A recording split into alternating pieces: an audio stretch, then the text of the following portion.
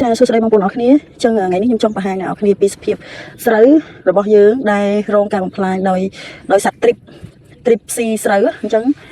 ស្រូវនេះបើយើងថតបើយើងមើលទូទាំងស្រែតែម្ដងមើលពេញមួយស្រែហ្មងហ្នឹងគឺស្រូវរបស់យើងវាឡើងសដូចចំបើងហើយដល់ពេលយើងមកមើលឲ្យគៀកពេលយើងមកមើលឲ្យគៀកគឺយើងឃើញស្រូវរបស់យើងគឺមានសភាពបែបចេះគឺនេះវាឡើងអុចរបៀបត្រូវបានគេជញ្ជក់អស់រសជាតិពណ៌បៃតងអញ្ចឹងនេះទ្រីបនេះអានេះទ្រីបវាដុះស្លាប់ហើយវាហើបានណាអានេះវាទូខ្លាំងណាយើងពិបាកក្នុងការថតឲ្យអ្នកនរគ្នាមើលជាក់ស្ដែងហ្នឹងតែជាមួយខ្ញុំ Google រកដាក់រូបទ្រីបឲ្យអ្នកនរគ្នាមើលអញ្ចឹងដល់ពេលទ្រីបស៊ីស្រូវយើងអូននេះឃើញគឺទូចវាទូចហ្នឹងឯងចឹងហ្នឹងគឺទ្រីបអញ្ចឹងវាទូខ្លាំងហ្មងហើយវាមកជញ្ជក់យកស៊ីស្រូវរបស់យើងនេះឃើញវាទូចញ៉ត់ហ្នឹងអាហ្នឹងគឺជាទ្រីបហើយអញ្ចឹងទ្រីបនៅពេលដែលវាជញ្ជក់នៅលើ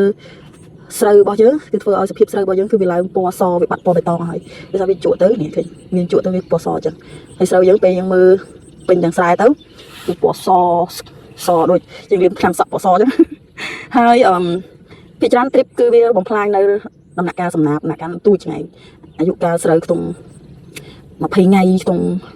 និយាយទៅក្រោមមួយខែចាប់ផ្ដើមទ្រីបចាប់ផ្ដើមវិញលុកក្នុង15ថ្ងៃ20ថ្ងៃហ្នឹងគឺសំណាប់របស់យើងស្រូវរបស់យើងវារៀងដុះមកថ្មីខ្ចីហ្នឹងគឺចាប់ផ្ដើមទ្រីបបាយលុកហើយអញ្ចឹងតកតងជាមួយនឹងការកម្ចាត់បើសិនជាស្រែម្នាក់គ្នាមានប្រភពទឹកអាចបូមទឹកបានងាយស្រួលយើងអាចបូមទឹកពលិចបានពលិចនៅត្រឹមចុងនេះមកហើយទ្រីបវាអត់អាចស៊ីបានទេអញ្ចឹងណាហើយនឹងមួយទៀតបើវិធីសាស្ត្រចុងក្រោយហ្មងគឺការយើងបាញ់ថ្នាំស្លាប់វាទៅអញ្ចឹងក្រោយពីបាញ់ថ្នាំហើយពីងាប់ហើយអញ្ចឹងយើងអាចបាជីទៅស្រូវយើងចាប់ដើមឡើងដោះមកថ្មីមកចាប់ដើមខៀវវិញហើយអូខេអញ្ចឹងវីដេអូនេះមានតែប៉ុណ្្នឹងទេអរគុណបាយបាយជួបគ្នានៅវីដេអូក្រោយ